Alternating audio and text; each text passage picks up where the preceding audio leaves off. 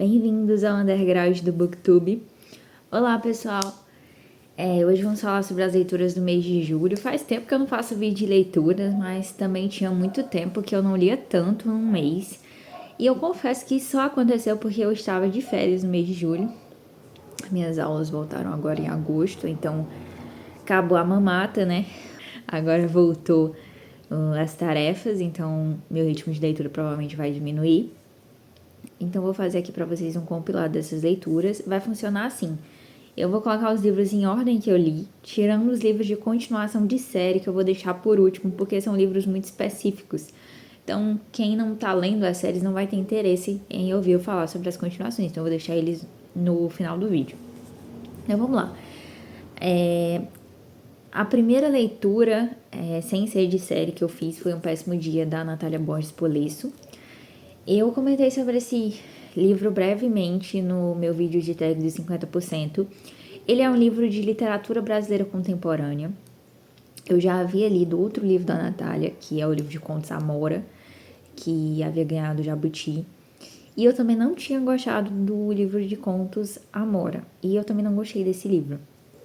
Nesse livro, a Natália vai fazer uma narrativa autobiográfica, onde ela vai contar sobre a relação dela com a mãe, com o pai na infância, como que o casamento deles passou por um racha, como era a relação dela com o irmão, como era a relação dela na escola, como ela enxergava as coisas e também a sua descoberta na sua sexualidade.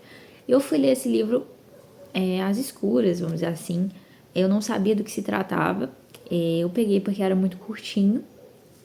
Então, assim, eu nem sabia que era um livro autobiográfico que ia tratar dessas temáticas.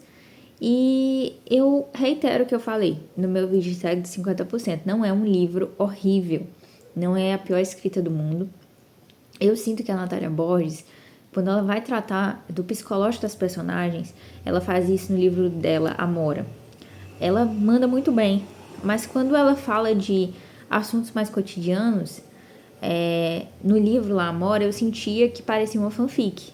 Como eu falei, no sentido pejorativo mesmo, uma coisa ruim de se ler, sabe? Uma coisa amadora. Parece que você tá lendo uma historinha. Eu não consegui levar aqueles contos a sério, sabe? E aqui, por mais que não tenha esse tom de fanfic, que havia alguns contos daquela coletânea, eu senti que ela não aprofundou nada da história. Tudo ficou muito superficial.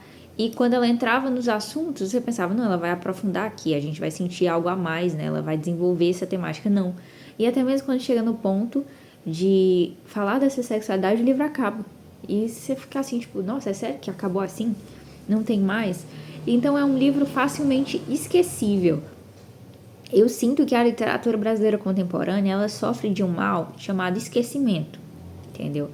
Não são livros muitas vezes ruins, tem coisas melhores que outras, mas parece que tem alguma característica que todo mundo copia, que é uma coisa de tentar ser sensível demais, mas ao mesmo tempo não tem uma voz única. Eu não sei explicar mesmo, mas eu sinto isso em muitos livros de literatura brasileira contemporânea que eu li, porque eu já fui a pessoa que comprou muitos livros de literatura brasileira contemporânea porque eu acho importante que nós valorizemos a literatura nacional. Muitos dos meus livros preferidos são clássicos da literatura nacional, só que foram livros que passaram pelo crivo do tempo, né? Que tiveram seu momento de ser alcançado como um clássico, alçado como um clássico. Mas na literatura brasileira contemporânea você não tem isso, né? Muitas vezes você não tem esse filtro. E aí você tem que ir experimentando. E eu sinto que esses livros eles têm alguma coisa que é muito parecida, que faz com que haja uma coisa diferente, que faz com que seja um livro marcante. Então, assim, foram poucos os livros brasileiros contemporâneos que eu li que eu realmente achei muito bons. E quando achei bons, foram livros que são esquecíveis. Aquele livro que você fala, poxa, é bom, mas tem alguma coisa faltando aqui. Por exemplo, a minha próxima leitura também foi uma leitura de brasileira contemporânea, que foi Não Fossem as Sílabas do Sábado, da Mariana Salomão Carrara. Esse aqui eu gostei. Esse livro conta a história de uma moça chamada Ana, que vai perder o seu marido de uma forma muito trágica. Eles estão levando um quadro de um filme que eles gostam muito, e aí de repente o vizinho se desmorre, se é que vocês me entendem, e se joga do prédio e cai em cima do marido da Ana. E esse vizinho, o nome da esposa dele, que ele deixa, né, a viúva, é Madalena. E aí nós vamos acompanhar a jornada da Ana com esse luto em relação a esse homem que morreu, que é o... que, se eu não me engano, o nome dele é André, que é o nome do marido que morre. Porque, assim, morre de morte não proposital, né, no caso. Por que eu tô destacando o nome dele? Porque o outro livro que eu li tinha o mesmo nome. A moça também perde o marido e o nome do marido também era André. Eu achei interessante essa coincidência dos dois livros seguidos terem o mesmo nome do marido que morre. E aí nós vamos acompanhar a Ana lidando com esse luto e como que ela não consegue ser inteira para nada no seu trabalho, nem com a sua filha, que ela estava grávida quando o marido morre. E ela vai ter uma relação meio que forçada com a viúva do cara que se jogou do prédio. Porque a Madalena, que é a viúva desse cara, ela vai forçar uma amizade com a Ana, porque ela se sente numa dívida eterna com a Ana. E aí você vai ver a Ana contando basicamente, tipo, meu Deus, eu não aguento mais essa mulher aqui. Ela me faz lembrar daquele homem que matou meu marido. Ela me faz lembrar tudo que eu queria esquecer e ela tá aqui. Ao mesmo tempo eu não consigo me desvencilhar dela, porque ela me ajuda financeiramente. E aí você vai acompanhando esses sentimentos dessa moça que não consegue se desvencilhar disso, que quer arrumar alguma coisa para culpar, que não consegue entender como o mundo segue ao normal enquanto ela sente essa dor. E a Mariana tem uma escrita que eu achei acima da média dos livros de literatura contemporânea que eu li nos últimos tempos, brasileira. É uma autora para ficar de olho. Eu gostei desse livro. E então, assim, pretendo assim, ler outras coisas dela para saber se ela mantém essa qualidade em outras obras. Para esse aqui eu daria 4 estrelas, que é um livro muito bom. Depois eu li outro de literatura brasileira contemporânea, estava na vibe dos livrinhos curtos. Então, Terra Dentro, da Vanessa Vascolto. Nesse livro aqui, que também tem uma moça que tem um marido que morre chamado André, nós vamos acompanhar 3 irmãos, não vou lembrar o nome deles, mas por hora o livro é narrado por cada um dos irmãos. E eles moram numa espécie de fazenda no interior do Rio Grande do Sul, numa fazenda de batatas, até na capa do livro tem umas batatas. Eles começam narrando como eles tiveram uma infância difícil, onde a mãe era uma pessoa muito ausente de carinho, de amor, uma pessoa muito viciada em bebida, uma mãe desnaturada, vamos dizer assim. Já o pai era o contrário. E aí eles são 3 irmãos muito diferentes. Uma perde o marido, que é o André, que ela chama de maridinho, se eu não me engano. E a outra é uma moça que está acima do peso. Eu estou destacando isso porque é algo que é destacado no livro. E ela tem um caso com um homem mais novo que é casado. E é engraçado porque o tempo todo, eu acho que é Glória o nome dessa moça que tem esse caso com esse homem mais novo. No caso aqui, a Glória, ela me parece muito retrato daquele estereótipo da mulher brasileira barraqueira, que tem casos com homens e se acha certa e quer ter... e acha que tá arrasando, que tem o homem na mão e que desfila por aí e que não se importa com o que a mulher do cara pensa e se acha debochada, aí não leva desaforo pra casa. Ela é esse estereótipo. E aí a gente vai acompanhando ela com esse caso, com esse cara, e esse cara sempre chega no mesmo horário. Ela até dá um apelido dele do horário específico. E temos o irmão que é um cara mais, vamos dizer assim, ligado mais pra bandidagem, porque ele é apaixonado por uma moça que é a vizinha deles nesse lugar, chamada Rosa, e o pai dessa moça não deixa eles se casarem, não deixa eles ficarem juntos, né? E, inclusive a Rosa é irmã do marido que morre, né? Que é o marido da primeira irmã dele. Então tá tudo misturado ali, né? Eles têm relações muito incomuns. E ao longo da narrativa, você vai descobrindo que houve uma tragédia que levou ao marido dessa moça morrer. Ela também estava grávida quando isso aconteceu, acabou perdendo o bebê. E então o livro vai caminhando para nos contar o que foi que aconteceu, que levou a essa tragédia, né? Por que que o mosquito, lembrei agora o nome do irmão, né? Não tá com a Rosa. Por que que o mosquito foi preso? Por que que a moça perdeu o bebê dela? Por que que o marido morreu? E então, basicamente, é sobre isso o livro. Mesma coisa que eu senti no livro da Natália Borges Polesso, que é a sensação de... não, apesar que esse aqui, ele foi bem melhor, né? Ele tem uma história mais interessante, desenvolve mais, aprofunda mais. Achei a escrita melhor também. Tanto que eu dei 3 estrelas, que é bem mais que o outro, né? O dobro. Mas é a mesma coisa que eu sinto, que eu já falei pra vocês. É um livro ok, e só isso. Não é o tipo de literatura memorável. Cada vez menos eu tenho buscado esse tipo de leitura, sabe? Quanto mais nos conhecemos como leitores, mais a gente acerta na nossa curadoria, mais a gente quer ler livros que não sejam apenas medianos.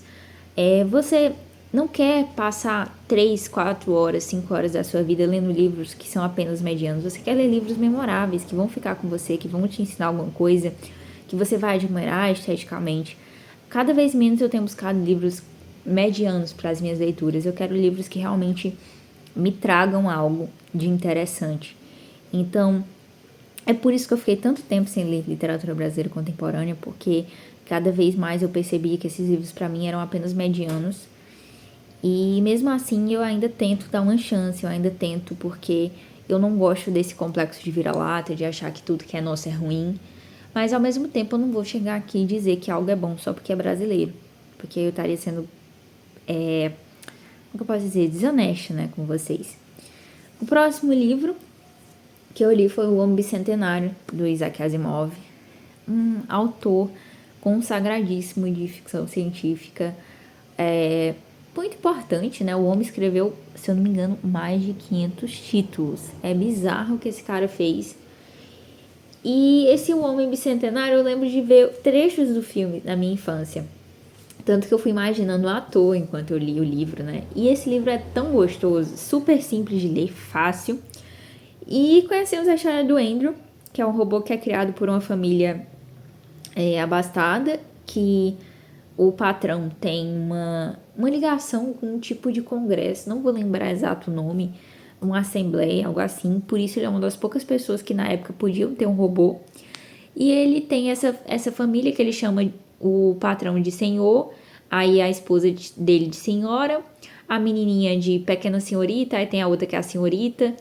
E então assim, ele vai chamando todo mundo por esses nomes e vai criando um apego por aquela família. Chega um momento que ele constrói uma peça de madeira e o patrão vê que ele é bom nisso. E ele começa, por influência do patrão, a fazer móveis, a fazer coisas. Diferente dos outros robôs, ele tem uma autonomia intelectual. E isso causa um estranhamento, porque a partir disso param de fazer robôs com essa autonomia. Então, assim, ele é um robô ímpar nessa sociedade.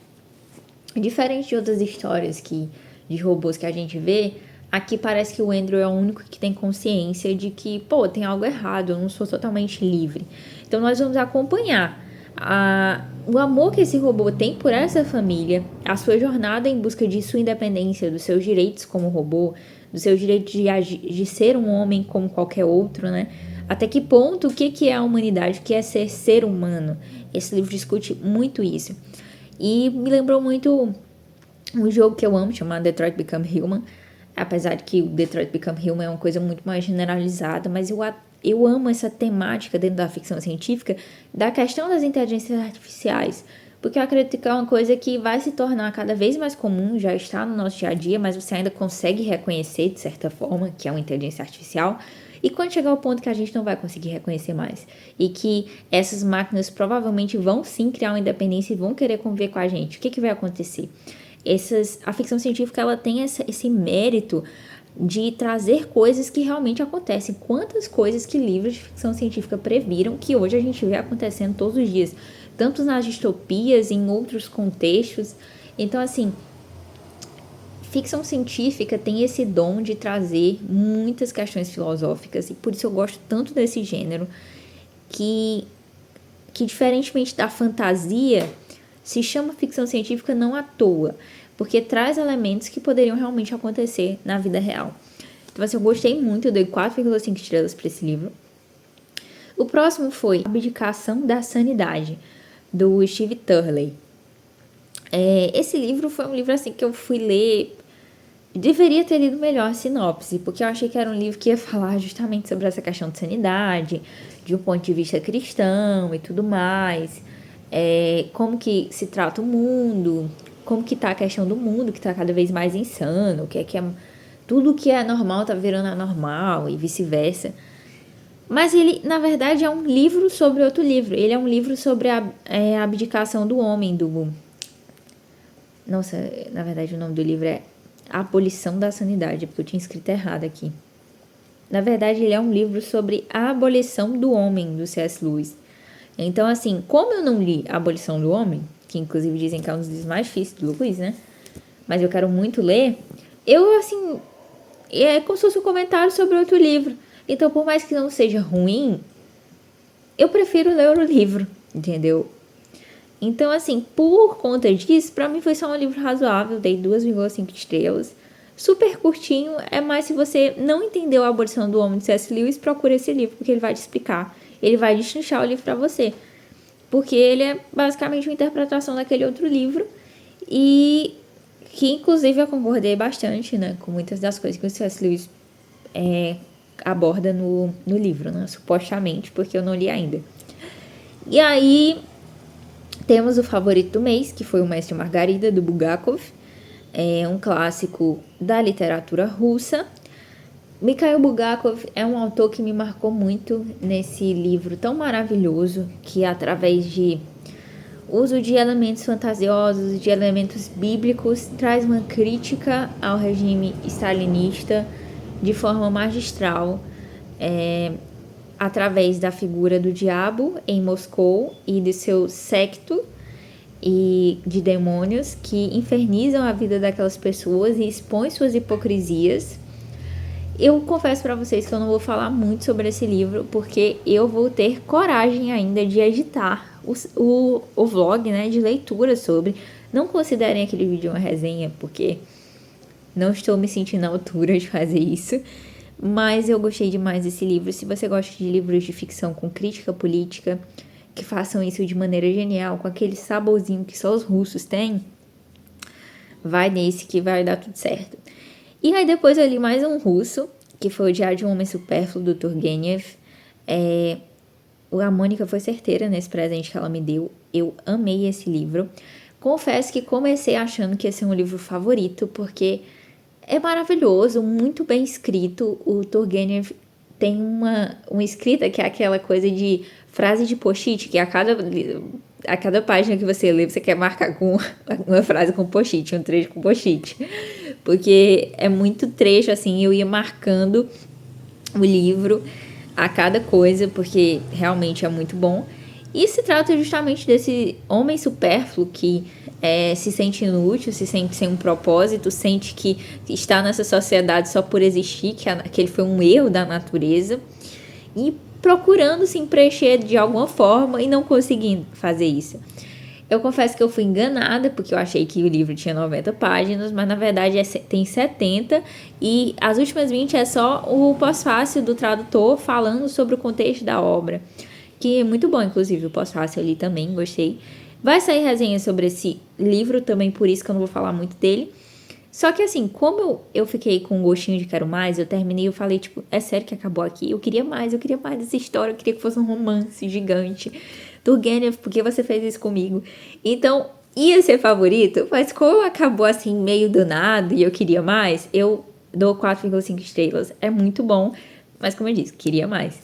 Então, as minhas melhores leituras únicas foram O Mestre Margarida, Diário de um Homem Supérfluo, e O Homem Bicentenário de Isaac Asimov. Menção honrosa aí para Não Fosse as Sílabas do Sábado, da Mariana Salomão Carrara, que se você quiser dar uma chance para a literatura brasileira contemporânea, eu acho que é um livro que vale a pena ser conhecido. Apesar de não ser a coisa mais incrível. É um livro bem feito. E vamos para livros de continuação de série. Então eu li A Floresta Sombria, do Cixin Liu. Eu comecei em julho terminando esse livro. E é um livro que foi muito maravilhoso. Eu reitero dizendo que ele foi mais demorado do que o Problema dos Três Corpos. Senti que nele teve mais teoria científica. Não foi algo que foi rápido de ler como foi o primeiro livro. Mas, cara, esses livros dessa série são geniais. O autor consegue fazer críticas políticas, criticar a maneira que o mundo funciona, trazer questões filosóficas. Tem uma escrita boa, não tem uma escrita medíocre. É um livro muito inteligente. Ele traz essa ideia da Floresta Sombria o tempo todo no livro. E quando você descobre, você fica assim, tipo, caraca, tava aqui o tempo todo. E ao mesmo tempo ele dá protagonismo a pessoas que talvez não fossem nada, sabe? E ao mesmo tempo você tem uns plot twists muito interessantes. Ele consegue fazer de uma maneira que você realmente não espera. E eu confesso que eu queria muito fazer um vídeo da série completa. Quando eu terminar de ler os 3 livros, eu pretendo fazer um vídeo aqui no meu canal só para essa série. Mas assim, eu não me vejo fazendo um vídeo para cada livro. Por isso que vai ficar aqui só no vídeo de leituras mesmo, uma menção, né? Então, para esse livro eu dei 4 estrelas. E por fim, eu li o segundo livro da série, Blackwater, do Michael McDowell, que foi o Dick, o segundo livro. Como eu falei pra vocês, é o tipo de escrita que eu esperava no Stephen King. Esse autor me surpreendeu com a escrita boa dele. Depois eu descobri que esses livros já são clássicos do terror, né? Tem uma atmosfera gótica, eles são mais focados no drama familiar do que no terror em si. Então é um dramalhão familiar de pessoas super egoístas, que só pensam em si mesmas, e uma tentando passar por cima da outra. Tem um personagem ali que é supostamente uma figura sobrenatural. Nesse segundo volume específico, teve uma cena assim, que eu vou até botar aviso de spoiler, que envolveu uma criança decepada, que me marcou assim. Eu fiquei tipo, gente, socorro, não acredito que aconteceu isso. Então assim, são livros que são legais, são interessantes, tem uma escrita legal, mas tem um problema de ritmo, sabe? O primeiro livro eu senti que eu li mais rápido, mas esse segundo livro demorou muito pra ficar bom, sabe? Demorou muito pra ficar bom. Parecia que eu tava lendo só mais do mesmo, o cotidiano daqueles personagens, não ia pra canto nenhum. E é interessante, porque esses livros, na verdade, eram um livro único que eles dividiram em 6. Então, você sempre sente que tá faltando algo quando você termina, porque realmente não foi feito pra ser uma série. Mas eu talvez termine essa série um dia, e eu dou 3 estrelas pra esse livro. Um livro bom, mas nada uau. Mas como eu digo, sigo surpreendida com a escrita do autor. Eu acho que foi muito mais do que eu esperava. Tá, gente? Então, foram essas as leituras. Espero que vocês tenham gostado. E fiquem com Deus.